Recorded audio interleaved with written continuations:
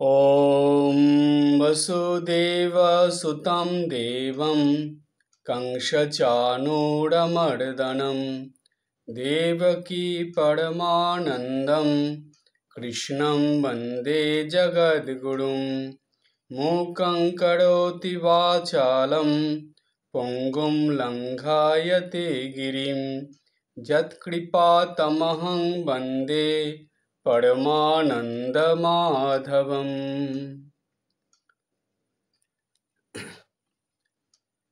Guitar कर्मयोगे 21 নম্বর শ্লোকটা আলোচনা ও ব্যাখ্যা আজকে হবে।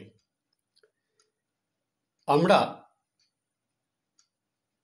কর্মযোগের 21 নম্বর শ্লোকে যেই কথা ভগবান বলেছেন প্রথমে সেই কথাটা জেনে নিই, তারপরে তার শব্দ ধরে ধরে অর্থ বুঝব এবং ব্যাখ্যার মধ্যে আসব। ভগবান বলছেন, যদ যদ আচরতি শ্রেষ্ঠঃ তত্তৎ এবেতর জনাঃ স্বযৎ প্রমাণং কুরুতে লোকস্তদ অনুবর্ততে। বলছে যত যত মানে যা যা, আচরতি মানে আচরণ করেন, যৎ যৎ আচরতি যা যা আচরণ করেন, শ্রেষ্ঠ শ্রেষ্ঠ মানে বিশিষ্ট ব্যক্তিরা, মহাপুরুষরা, মহান ব্যক্তিরা, শ্রেষ্ঠ ব্যক্তিরা, অবতার পুরুষরা, এইরকম মানুষরা যা যা আচরণ করেন। তারপরে বলছেন তত্তৎ এব, তাই করে। তত্তৎ এব মানে হলো তাই করে। তত্তৎ এব এখানে বলছে ইতরহ। ইতরহ মানে হলো অন্য সাধারণ লোক, অর্থাৎ আর 5 জন মানুষ যেমন পৃথিবীতে আছে, সাধারণ মানুষ যারা মহান ব্যক্তি বা শ্রেষ্ঠ ব্যক্তি নয়, সেই রকম মানুষ যারা, তাদেরকে বলছে সাধারণ মানুষ। তো ইতরহ মানে হলো সংস্কৃততে ইতর কথা বা ইতরহ বলা হচ্ছে সাধারণ মানুষদের। তো জনহ মানে হলো সেই মানুষগণ, সেই সাধারণ লোকগণ, ব্যক্তিগণ। জনহ কথার মানে হলো ব্যক্তি। এরপরে লাইনে ভগবান বলছেন স্বযৎ প্রমাণং কুরুতে। স মানে তারা, সেই মানুষটা যারা শ্রেষ্ঠ মানুষ, মহান মানুষ, শ্রেষ্ঠ ব্যক্তি, তারা স্বযৎ মানে যা, যৎ মানে যা, প্রমাণ, প্রমাণ মানে হলো প্রামাণিক বলেন, মানে যেটাকে তারা অপরের ভালোর জন্য, অর্থাৎ সাধারণ মানুষের ভালোর জন্য, মঙ্গলের জন্য, কল্যাণের জন্য, ভালোভাবে জীবনযাপনের জন্য যেটাকে তারা জোর দিয়ে বলেন, প্রামাণিক বলে বলেন, না এটাই সত্য, এটা ধরেই চলতে হবে, এইভাবেই জীবনযাপন করতে হবে। শাস্ত্রের কথা দিয়ে যারা বলেন, মানে প্রামাণিক কোন কথাগুলোকে ধরা হয়, যেগুলো শাস্ত্রের কথা, তো সেই রকম কথা যারা বলেন স্বযৎ প্রমাণং কুরুতে। তারপরে বলছে যে লোকহ মানে অন্য লোকজন, লোকহ তৎ মানে তাই, লোক তৎ অনুবর্ততে মানে অনুসরণ করে। বলছে এই যে শাস্ত্রের প্রমাণ হিসাবে যে কথাগুলো শ্রেষ্ঠ ব্যক্তিরা বলে গেছেন, সেই কথাই বা সেটাই তারা শুধু যে মুখে বলেন তা না, তারা সেটা নিজের জীবনে আচরণ করে দেখান এবং সাধারণ মানুষ সেটা দেখেই সেটা অনুসরণ করে এবং সেইভাবে জীবনযাপন করে। এটাই ভগবান বলতে চাইছেন। তাহলে সম্পূর্ণ অর্থটা কি হলো? বিশিষ্ট ব্যক্তিরা যা যা আচরণ করেন জনসাধারণ তাই করে।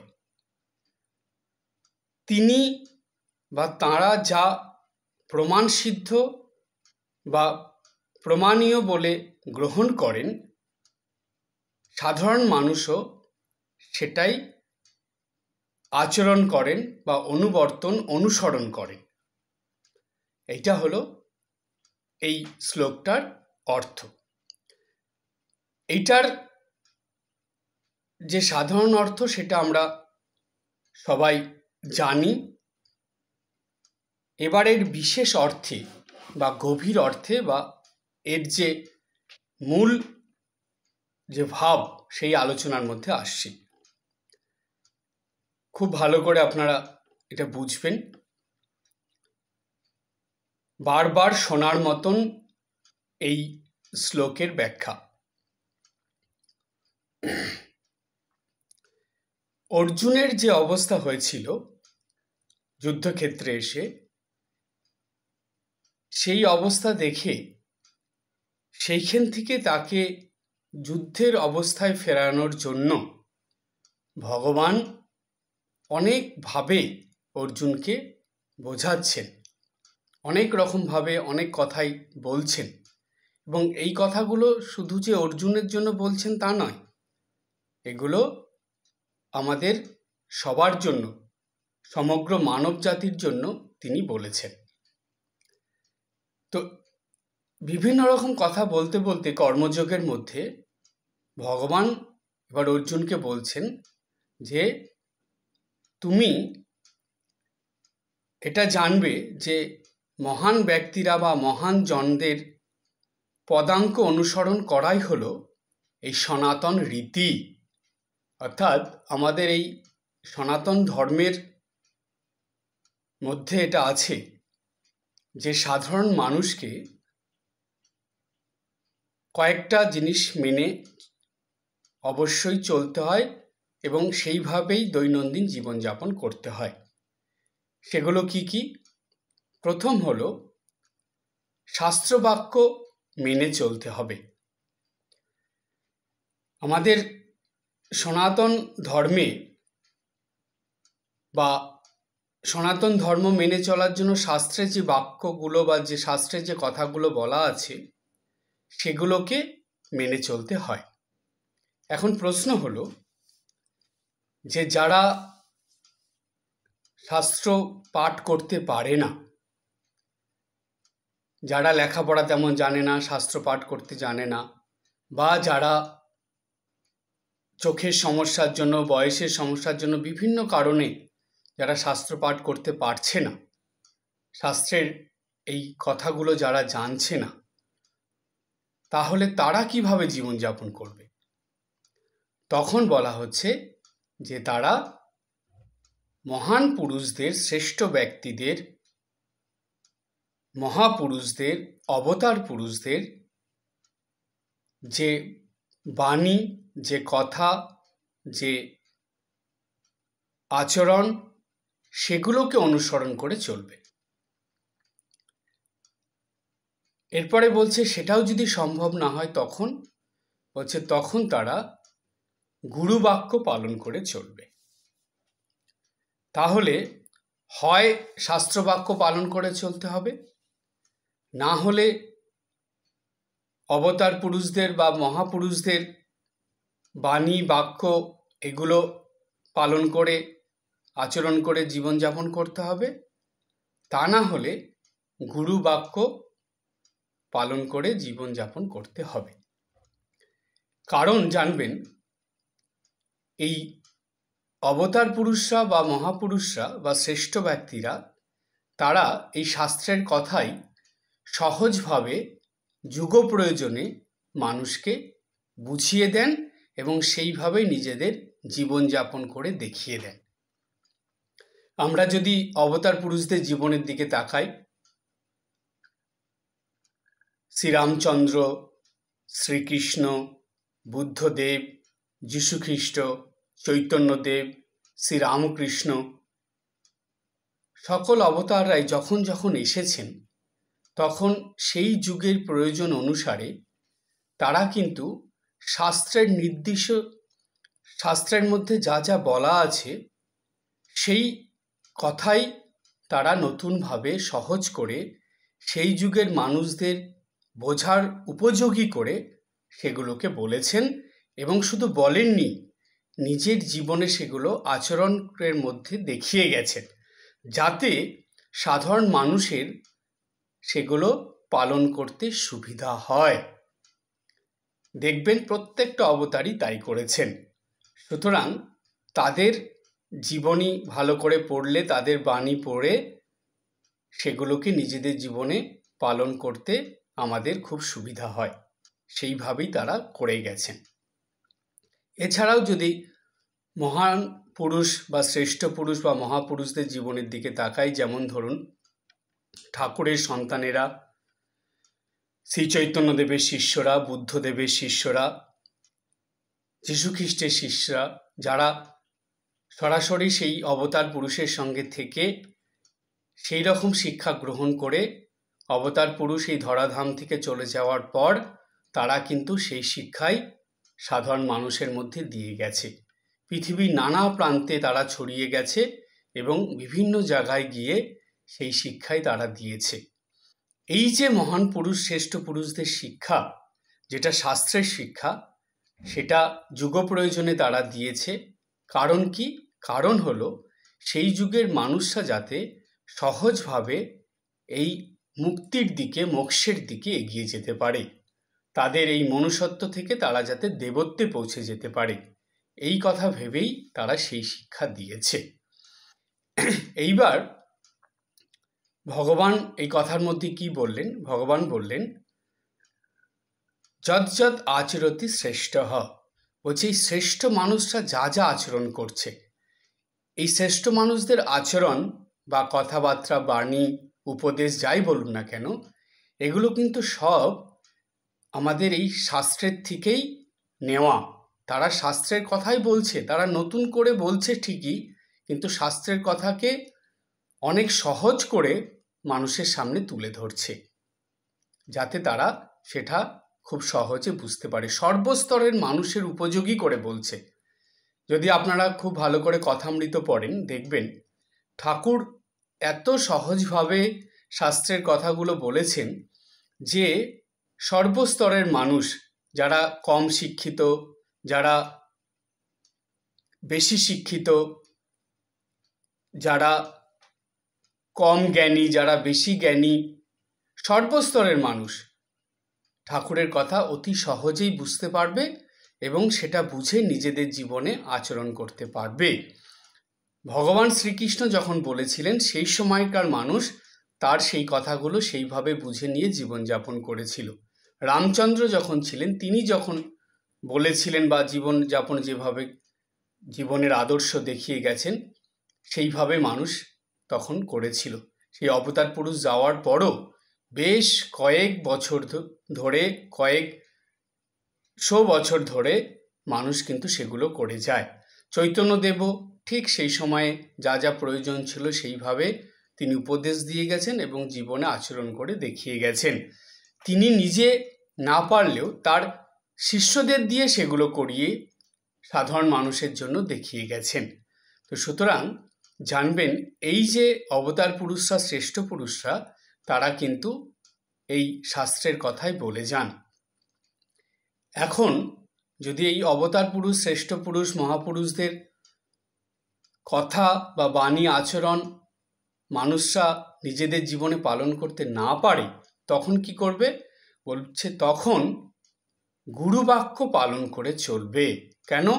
গুরুদেব যেগুলো বলবেন শিষ্যের জন্য বা তার দীক্ষিত সন্তানদের জন্য, সেই কথাগুলো কিন্তু শাস্ত্রের কথা এবং মহাপুরুষদের জীবনে আচরণ করেছে সেই ধরনের কথা গুরুদেব উপদেশ হিসাবে শিষ্যদেরকে বলে যাবেন এবং সেই শিষ্যদের প্রয়োজন অনুসারে তারা যাতে ঠিকভাবে সেটা সহজভাবে দৈনন্দিন জীবনে পালন করতে পারে, সেটা ভেবেই গুরুদেব সেইভাবে নির্দেশ দিয়ে যান।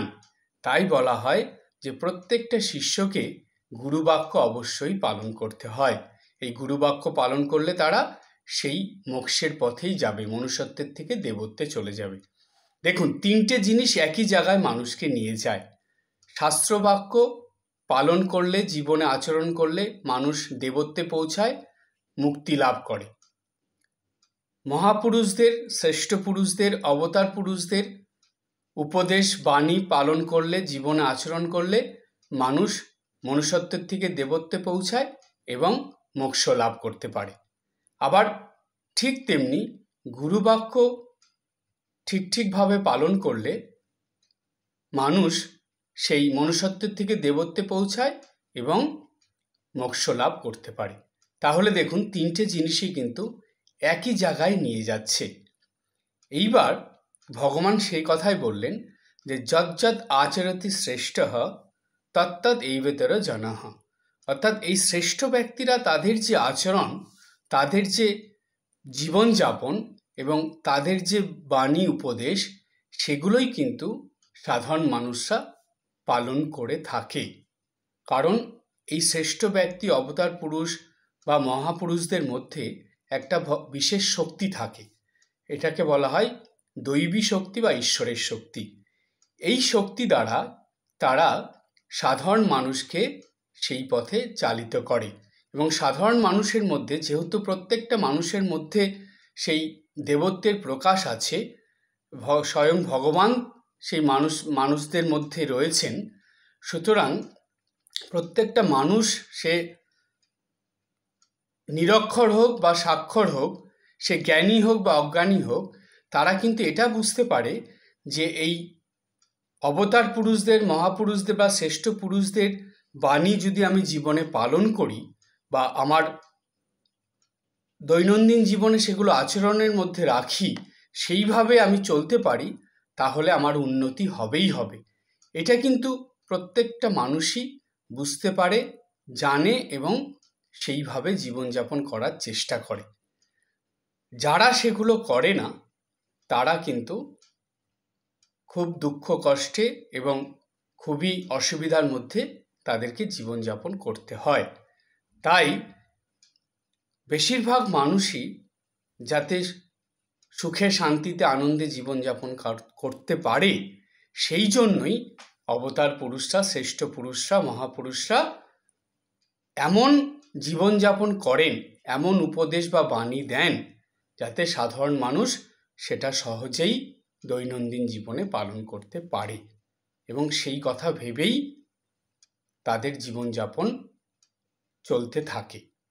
তাই অবতার পুরুষরা বা মহাপুরুষরা যেহেতু নিজেদের কথা ভেবে কোনো কাজ করে না, তারা যেহেতু তাদের প্রত্যেকটা কাজ, এমনকি বলা হয় তাদের নিঃশ্বাস প্রশ্বাসও পর্যন্ত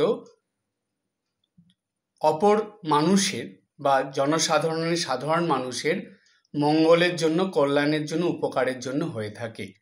তাই তাদের প্রত্যেকটা কাজ, প্রত্যেকটা বাণী, আচার আচরণ সব কিছু সাধারণ মানুষের উন্নতির জন্য, সাধারণ মানুষের মনুষ্যত্ব থেকে দেবত্বে পৌঁছানোর জন্য এবং মোক্ষ লাভের জন্য।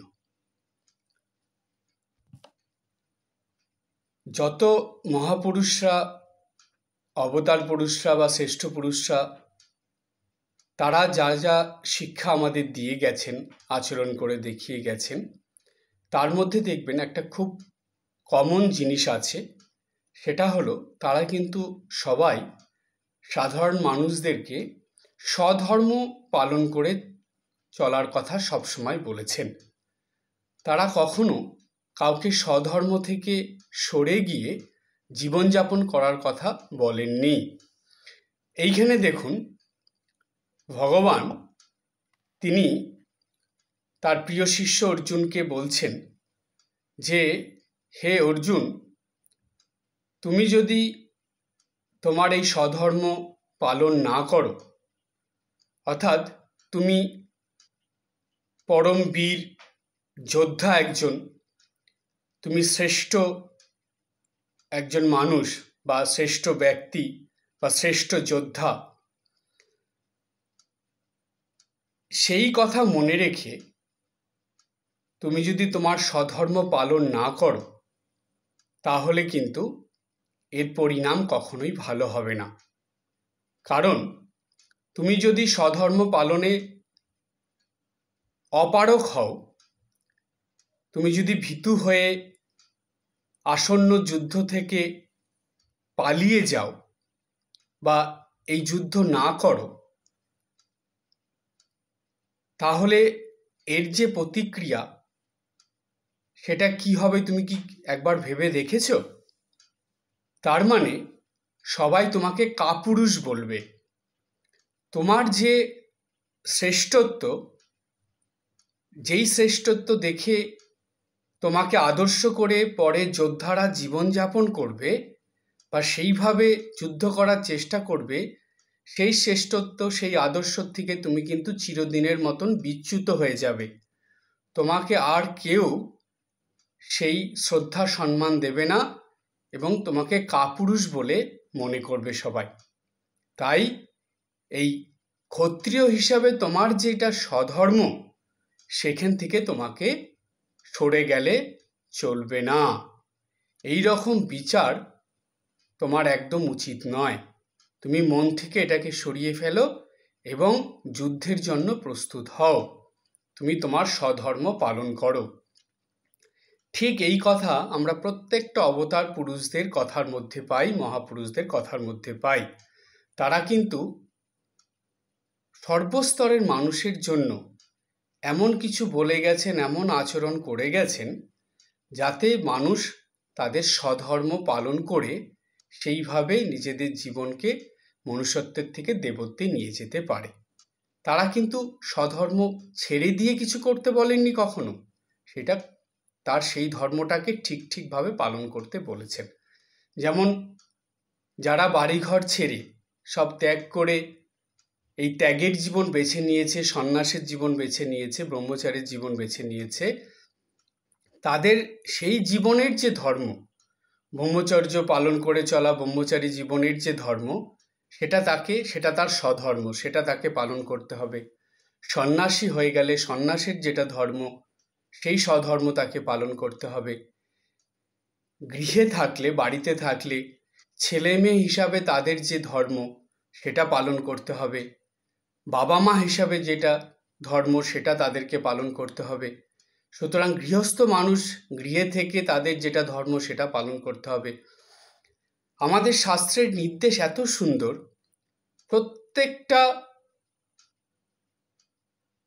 বয়সে, অর্থাৎ প্রত্যেক স্তরের মানুষের জন্য, কৈশোর থেকে একদম বৃদ্ধ বয়স পর্যন্ত কখন কিভাবে চলতে হবে, কোন ধর্ম পালন করে চলতে হবে, সেটা তার স্বধর্মটা কি, সেগুলো সব কিন্তু আমাদের শাস্ত্রে বলা আছে। এবং শুধু বলা নেই, সেগুলো কিভাবে পালন করে চলতে হবে সেটাও বলা আছে। সেটা মানুষ ঠিকভাবে বুঝতে পারবে না দেখে অবতার পুরুষরা, মহাপুরুষরা এসে তারা সেগুলো সহজভাবে মানুষকে, সাধারণ মানুষকে বলে যান এবং সেই আচরণ করে দেখিয়ে যান। তার প্রমাণটা কি? এবার দেখুন দ্বিতীয় নম্বর শ্লোকে, দ্বিতীয় নম্বর লাইনে কি বলছে।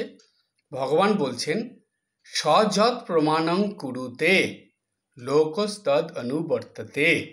বলছে সযৎ, স মানে সেই শ্রেষ্ঠ ব্যক্তিরা, অবতার পুরুষরা, মহান ব্যক্তিরা যা প্রমাণ করেন, যা প্রামাণিক বলে প্রচার করেন। এই প্রমাণ করেন কথাটা আমরা একটু ভালো করে বুঝে নিই। দেখুন, ভগবান শ্রী রামকৃষ্ণদেব তিনি যে একটা ধর্মের নতুন কথা শোনালেন, সেটা হলো যত মত তত পথ। এই কথা কি ঠাকুর এমনি মনে এসেছিল বলে দিয়েছেন? একদম নয়। ঠাকুর কি করলেন, এই কথা বলার আগে আপনারা ভালো করে ঠাকুরের জীবনী পড়লে বুঝতে পারবেন। ঠাকুর আগে সকল রকম ধর্মের সাধনা করলেন, করে প্রত্যেকটা ধর্মই যে সেই ঈশ্বরের কাছে মানুষকে পৌঁছে দেয় সেটা তিনি নিজে আগে বুঝে নিলেন, নিয়ে দেখলেন যে পথ আলাদা আলাদা, মত আলাদা আলাদা, কিন্তু গন্তব্যস্থল একটাই।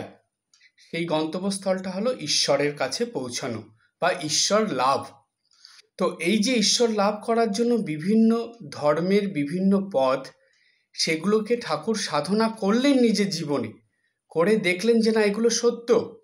তিনি মুসলিম ধর্ম সাধন করলেন, তিনি খ্রিস্ট ধর্মের সাধনা করলেন, তিনি বৈষ্ণব ধর্মের সাধনা করলেন, শাক্ত শৈব সব কিছু করে তিনি এটা প্রমাণ করে দিলেন যে প্রত্যেকটা ধর্মই ভগবানকে উপলব্ধি করায়, ভগবানের কাছে পৌঁছে দেয়, কিন্তু তাদের মত আলাদা, পথ আলাদা, কিন্তু তাদের যে গন্তব্যস্থল সেটা একটাই জায়গা, সেটা হলো ঈশ্বরের কাছে গিয়ে সেটা শেষ হয়। তাই সব কিছু নিজের জীবনে সাধন করে প্রমাণ করে তারপরে তিনি বললেন যে যত মত তত পথ। দেখুন, ঠিক ভগবানের এই কথাটা দেখুন, সযৎ প্রমাণং কুরুতে, তারা সেটা প্রমাণ করে দিলেন, দিয়ে বললেন, এইবার তিনি যখন প্রমাণ করে সেটাকে বললেন যত মত তত পথ, তখন আমরা সাধারণ মানুষ সবাই সেটা মেনে নিল যে হ্যাঁ, এই কথাটা সত্যি। কেন? তিনি যদি এমনি বলে দিতেন সাধারণ মানুষ কিন্তু এটা মেনে নিত না, এখানে কোশ্চেন মার্ক আসতো, তারা সবাই প্রশ্ন করতেন তিনি কি করে বললেন, তিনি কি সকল ধর্মের সাধনা করেছেন? তিনি না করেই এটা বলে দিলেন এটা আমরা মানব না। ঠাকুর এটা জানতেন, অবতার পুরুষ, তিনি ভগবান, তিনি জানতেন যে সাধারণ মানুষ কিভাবে বিচার করবে, সেই জন্য তিনি সেটা আগে প্রমাণ করলেন, নিজের জীবনে সাধনা করলেন, করে সেই জায়গায় পৌঁছলেন, তারপরে তিনি বললেন যে যত মত তত পথ।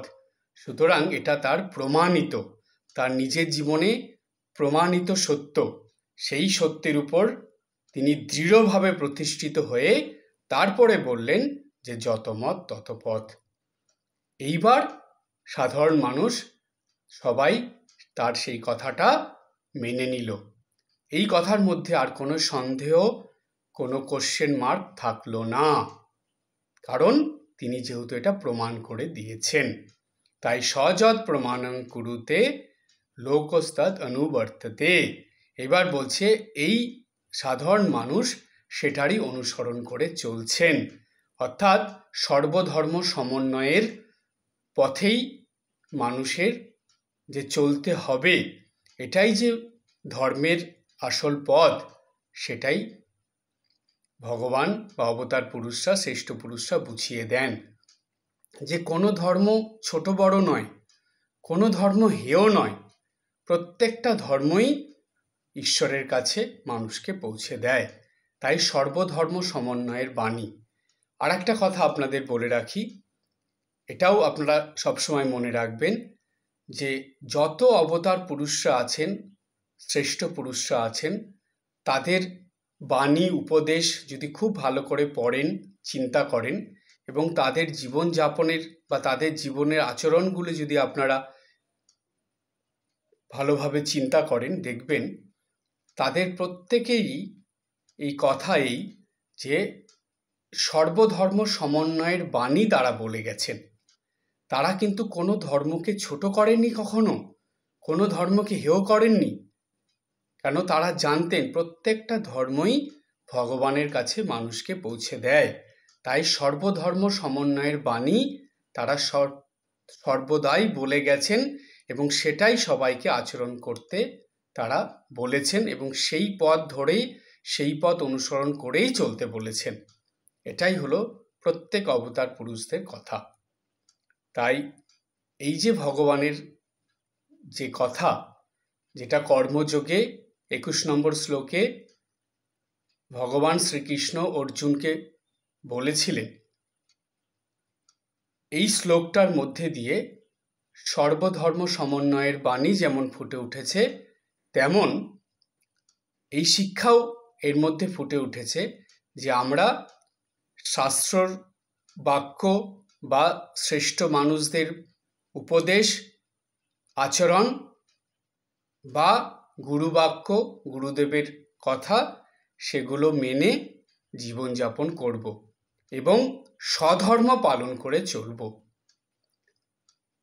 গৃহস্থ মানুষদের যখন দীক্ষা হয়, তার যে জীবনযাপন থাকে গৃহস্থ ধর্ম, তার সঙ্গে দীক্ষার পরে গুরুবাক্য পালন করাও কিন্তু তার স্বধর্মের মধ্যেই পড়ে, সেটাও তাকে করতে হয়। ঠিক যখন কোনো ছেলে বা মেয়ে বাড়িঘর ছেড়ে ত্যাগের পথে যায়, এই ত্যাগের জীবন সন্ন্যাসের বা সন্ন্যাসিনীর জীবন যাপন করে, তখন কিন্তু সেই পথের যে ধর্ম, সেই ধর্ম পালন করাই হলো তার স্বধর্ম। তাই ভগবান এটাও অর্জুনের মধ্যে দিয়ে আমাদেরকে বা সকল মানুষদেরকে, সমগ্র মানব জাতিকে বুঝিয়ে দিলেন যে তোমরা স্বধর্ম ঠিকভাবে পালন করে চলবে, শ্রেষ্ঠ মানুষদের জীবনের কথা আচরণ পালন করে চলবে, শাস্ত্রবাক্য মেনে চলবে এবং গুরুবাক্য পালন করে জীবনযাপন করবে। এইভাবে যদি চলতে পারো, তাহলেই তোমরা এই জীবনে মনুষ্যত্বের থেকে দেবত্বে পৌঁছে যাবে এবং সেই সঙ্গে মোক্ষ লাভ করতে পারবে। এই ছিল ভগবানের অর্জুনকে বলার প্রধান অর্থ বা প্রধান কারণ। এটা ভগবান অর্জুনকে বলার মধ্যে দিয়ে আমাদের সবাইকেই এই শিক্ষা দিয়ে দিয়েছেন। আজ এই পর্যন্ত। সবাই ভালো থাকবেন, হাসি খুশি আনন্দ থাকবেন। ওম শান্তি শান্তি শান্তি। হরি ওম।